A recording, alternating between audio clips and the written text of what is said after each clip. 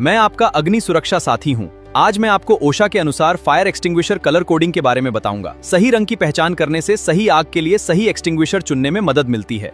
मैं water extinguisher हूँ। मेरी पहचान लाल रंग से होती है। मैं क्लास ए फायर जैसे लकड़ी, कागज और कपड़े में लगने वाली आग बुझाने के लिए उपयुक्त हूँ।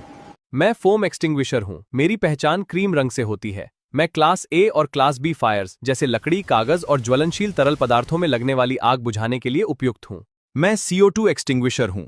मेरी पहचान काले रंग से होती है। मैं इलेक्ट्रिकल पैनल्स और इलेक्ट्रिकल इक्विपमेंट में लगने वाली आग बुझाने के लिए उपयुक्त हूँ। मैं ABC ड्राई पाउडर बुझाने वाला यंत्र हूँ। पहचान नीला रंग है। मैं class A, class B, class C और इलेक्ट्रिकल आग के लिए उपयुक्त हूँ। मेरा उपयोग कई प्रकार की आग में किया जाता है। मैं वेट केमिकल एक्सटिंग्विशर हूँ।